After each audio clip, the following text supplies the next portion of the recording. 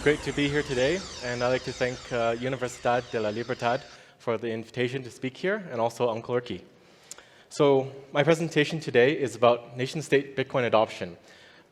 Basically, the trend of countries, nation-states, and even city-states starting to adopt Bitcoin for themselves, for their own benefit. So my name is Samson Mow. I'm the CEO of Jan3. I'm also the architect of the Bitcoin bonds, which is I designed the financial instrument known as the Bitcoin bonds. And previously, I was the CSO at Blockstream and also the former COO of BTC China. Blockstream is an infrastructure company that's building on Bitcoin. It's invested heavily in the Liquid network and the Lightning network, layer 2 scaling technologies for Bitcoin. And BTC China was one of the largest exchanges and mining pools back in the day. And I'm also a game developer. So a little bit about Jan3. This is the company I started after leaving Blockstream. It is a Bitcoin technology company, but we are also known as the nation-state Bitcoin adoption company. And that comes from our work working with governments, politicians, and regulators to formulate Bitcoin strategies that work for them. But at our core, we're a digital infrastructure company, and we want to expand the access to Bitcoin tech. Our first product is actually going to be a relaunch of the Aqua wallet, which was started at Blockstream. But it is a Bitcoin layer 2 wallet. And the interesting thing about this is it supports sidechains natively, so it supports USDT natively. And our first market for Aqua will be Latin America because we see a need for people here, and they're seeking out dollar-denominated value. So this will be one of the first Bitcoin wallets that is pure Bitcoin, but offers support for stablecoins and also converting from other stablecoin chains into a Bitcoin sidechain. So they're pure and just all in Bitcoin or a sidechain. So the question is, why Bitcoin? And the answer is, the legacy financial system is broken. And by legacy financial system, I'm talking about things like central banking, all the current infrastructure built up around the fiat economies, the yen, the dollar. All these things are all broken. So money and banking currently are quite broken. A lot of Bitcoiners have known this for some time. But I believe this is still slowly starting to percolate out into the general consciousness of people. And this is because it's coming closer and closer to home. In the US, we've seen the collapse of a number of regional banks, Silicon Valley Bank being one of the larger ones. But you're presented with imagery of bank runs on US soil, which was previously not seen since the Great Depression and other major economic events. But you're seeing people posting videos on TikTok now of long lines in front of these regional banks like Silicon Valley Bank where people are trying to get their funds out. Now, fortunately, they didn't lose their money, but it is a precursor of things to come, things like in Lebanon. So you can see from the picture there, in Lebanon, people have to hold up the banks to get their own money out of the banks. And this is a lesson that we often talk about in Bitcoin circles, which is not your keys, not your coins. And unfortunately, it applies to fiat money too. So unless you have the bearer cash instrument, it is not your money. If it's in the bank, it's the bank's money, and you have to get it from the bank somehow. And when there are times of turmoil, it can be difficult to do so. So the world right now is in a debt spiral. You can say it's a death spiral or a debt spiral. But the key point here is that we're seeing more and more countries default on sovereign debt. You have Zambia, Ghana, Sri Lanka, and over 60% of our emerging markets and developing economies are at risk of default. So it's not a good time right now for the world at large because you have this debt problem.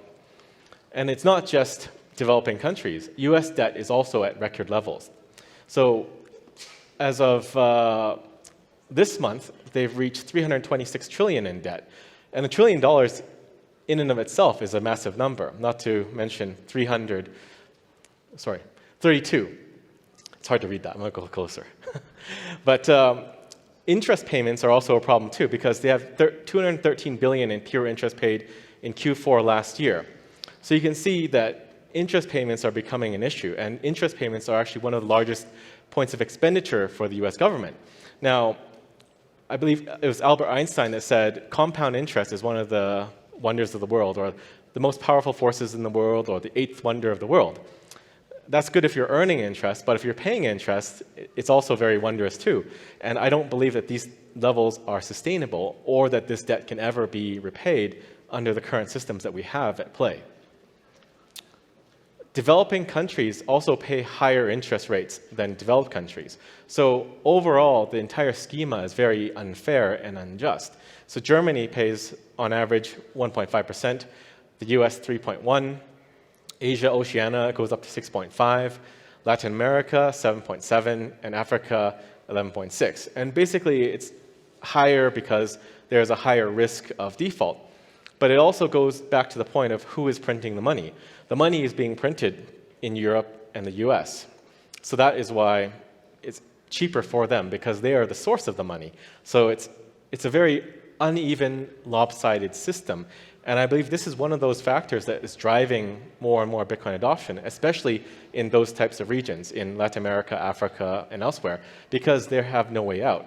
If you're servicing debt and paying 11%, that's quite hefty. So developing countries' debt has nearly tripled. So we're seeing an increase in growth in debt. So right now, as of 2022, it's about 3.6 trillion, and that's up 177% from 2008. So this is a very big problem, because not only is the debt growing, but they're paying more and more interest on that debt. There's also another change structurally, which is most sovereign debt now is held privately. And this change makes defaults actually more likely. So the IMF is not necessarily a good actor, but debt restructuring under the IMF, although is a loss of sovereignty for countries where they influence policies, politics, politicians, is more or less negotiable. There's a bit of wiggle room to discuss things. But if it's a private bondholder with 47%, that changes the dynamic a lot, because when they want to go and recoup their money, it's not going to be as pretty as negotiating with a body like the IMF that is more public. And this leads to the next point, which is even wealthy countries are not immune. So if you look at the tail end of that, it's the Netherlands at 10% and Belgium at 9.6%. These are affluent Western nations that are dealing with double-digit inflation now. So I guess the point to take away here is it's all coming to a close. It's all reaching the end point, because traditionally those countries will be immune to inflation, but that is not the case, as we see here. And of course, we have Turkey leading the pack. And that goes to this slide, where it's one of the worst performing countries in 2023, devaluing 46.4% against the US dollar. But you can see other affluent nations, like Japan, also experiencing problems. Norway at 10%, and we're actually seeing people leaving Norway. A lot of billionaires of Norway have fled to places like Switzerland, because if you're holding the krona, you're losing a lot of value, and you're not going to be a billionaire anymore if you stay there. But you can see there are a number of countries that are dealing with high inflation and devaluing of their currency. The worst probably is the peso. It's down 32% in August this year. And if you look at that chart, it's getting pretty close to zero. And this is a common thing, I think, that will happen with fiat currencies. So everyone is trying to get out of these dollar derivative currencies, because everything is really pegged to the dollar. The dollar is the reserve currency. And they're trying to escape this. But you can see the trend is down for legacy financial systems. And talking a bit more about Argentina, I'll just go to the bottom part there. There's two different conversion rates. I was there last year, and when we went out for dinner, we would also always convert our dollars to pesos right before we eat, because you don't want to convert everything at the start of the trip. It's sort of like just-in-time manufacturing, but you have just-in-time management of money. You only convert as much to pesos as you need to pay for your dinner. But there's two rates there. So the official rate is 365 pesos to $1 US. But the blue rate, which is what I would call the real rate, is 730. So it's about double the official rate. Now, we should think about this for a bit, because there are two rates there. the official rate is largely enforced on businesses and companies that have to deal with banks. But the blue rate is what you get on the street, converting your money at the money changers and whatnot. But I would say the blue rate is the real rate, because that is really the free market rate. But the lesson here is to look at the inflation numbers in that same lens. So those inflation numbers that we talked about earlier are the official inflation numbers. I would think the same would apply, and the real inflation numbers are likely double. And the problem here is a lot of these systems can be manipulated. CPI is an easily manipulatable number. You can take things out of the basket. You can take everything essential to life out of that basket and come up with a manageable rate of inflation. And then that is publicized. But the real rate, I think people know, and they are starting to feel that. And it's likely a lot higher than those numbers that we looked at earlier. So this is a timeline of the collapse of the legacy financial system, starting with the Weimar Republic and moving onwards. But you can see there's roughly a few decades of problems for Argentina. And they've defaulted on their debt a number of times. And every time this happens, there's a lot of economic turmoil and problems. But we're seeing all those countries down there with the ... because we don't know when their systems are going to collapse. And there is only one way out of these systems, and that is Bitcoin. You have to have a way to get out of this debt, interest payment, and inflation, and devaluation of that currency. You have to change into a harder asset. Okay, I'll add back. I'll add it in the next slides. I'm in Mexico, so I have to be polite. So central bank digital currencies, just ignore the map, there's a glitch on the map. But central bank digital currencies are coming. And this is effectively a last-ditch effort by those in charge of the legacy system to save themselves. And the reason is because CBDCs will allow them full control over the money supply. And that is a very dangerous thing, because if you're paying attention to the trucker protests in Canada, the government is able to freeze accounts already, but they need to go to some of the regional banks to do so. They don't get to just freeze your account unilaterally. But a CBDC is basically the ATM. The central bank is basically the ATM of the government. They can freeze your funds just by going to the central bank with the CBDC. But more powerfully is their ability to control the money supply. They can make your money expire, and they can impose negative interest rates. At least if you have fiat paper money, it's still better than a CBDC, because you can take it out, put it in a safety deposit box, hide it in your mattress, and escape those negative interest rates. But with a CBDC, they can fully manage the economy badly and destroy your money in order to prop up and manipulate all these numbers that they need to manipulate. But fortunately, we have Bitcoin, and Bitcoin is hope. But more importantly, Bitcoin is money. So when I'm engaging with countries to talk about Bitcoin, this is usually the message I try to leave, because Bitcoin is a very complex system. You have cryptography, game theory, a lot of different aspects of Bitcoin. But all you need to do to understand Bitcoin is to know that it is money, and it is the best form of money possible in the world. So Bitcoin is money, but more importantly, Bitcoin is perfect money. And the reason Bitcoin is perfect money is because you can control it yourself. It is a bearer asset. What that means is you can hold it. If you have it in your possession, you have it. So like cash, if you have cash, you have the money. But it goes back to the issue of possession. Gold was okay money for thousands of years. But the problem with gold is it's difficult to store. But with Bitcoin, it is simply information. So you have this transformation of money being information and energy. We can get into that later. But information is very easy to manage. You just have to write it down on a piece of paper. You can write it somewhere, store it in digital format. You can send this information over the internet, over radio waves, over satellite, or write it down on a piece of paper and pass it to somebody. And this makes it possible for ordinary people to have control over their money again. And more importantly, the network is not run by any central organizations or companies. It's the people that run Bitcoin. It's the people that run the Bitcoin software, the Bitcoin nodes. So this returns the money to the people. It's a separation of money and state. And that is very important because the state does not manage money well. If they did, we would not have countries in debt. But more importantly, Bitcoin is permissionless, immutable, and accessible to anybody. So countries these days, we're seeing them bet on Bitcoin.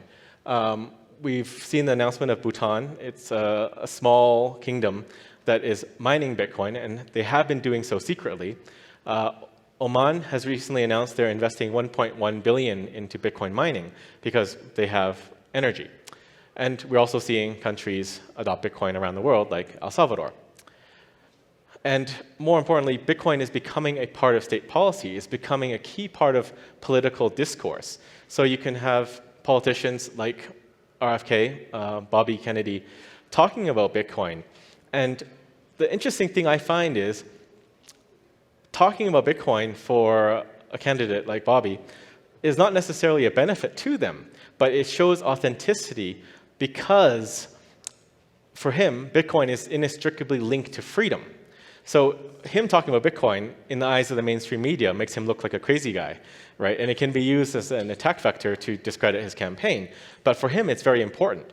And we're also seeing that for other candidates too. There are two other Republican candidates, DeSantis and Vivek. They've also spoken about Bitcoin. And in Argentina, you have Milei. In Indonesia, the likely next president is Ridwan Kamil. He's been talking about Bitcoin as well. So you can see Bitcoin interweaving itself into political discourse. I'm running low on time. So Bitcoin, as an example, has boosted the economy of El Salvador a lot. They've seen double-digit GDP growth. Recently, they had Google visit them. They've also had Uncle Ricky visit them as well. So this is a very big change for a very small country in Central America that most people didn't know existed before Bitcoin. So there's a benefit there.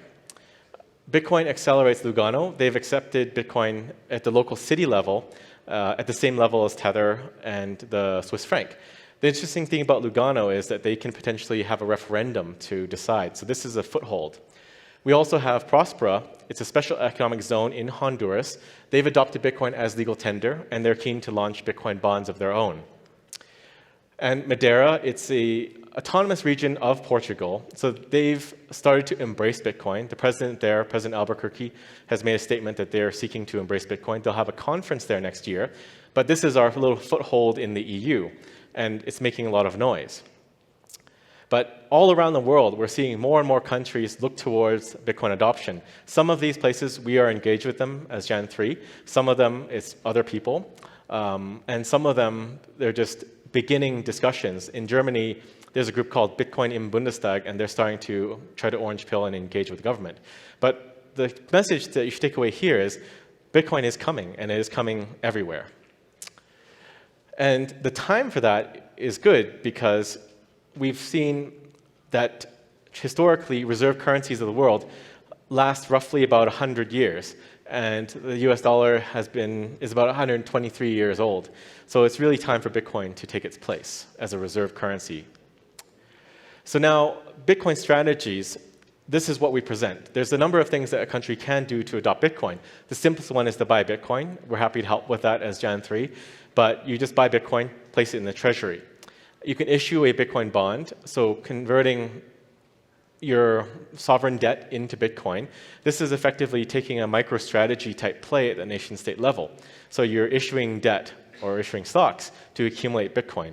And my design of the Bitcoin bond has half of that going into Bitcoin mining to service the coupon payments. So this is a very interesting tool for countries rich in energy, because if you have energy, you have money. Just like in the Middle East, they have oil, they have money. Well, Bitcoin allows you to transport stranded energy, like hydropower, that otherwise cannot be exported. You can also pass Bitcoin-friendly laws, treating Bitcoin as money. And the key here is to really eliminate friction on money and allow people to use Bitcoin as money. Now, legal tender is good, but the key is to remove capital gains. So if you can remove capital gains on Bitcoin as well, then you can allow people to transact Bitcoin as money. And the reason why this is very powerful and very asymmetric is because Bitcoin is likely going to be at 2.9 million in 10 years' time.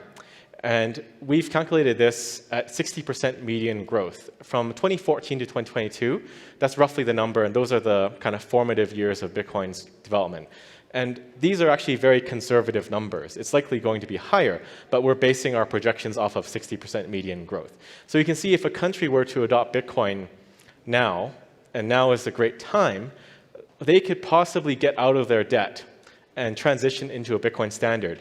And the first countries that do this will see massive, massive benefits. So countries that adopt a Bitcoin strategy today will have that massive benefit. I'm running out of time. So in closing, I'd like to say, Bitcoin is freedom and responsibility. And this is the slogan and motto of Universidad de la Libertad. And the reason why Bitcoin is responsibility too is because you have to run your own Bitcoin node.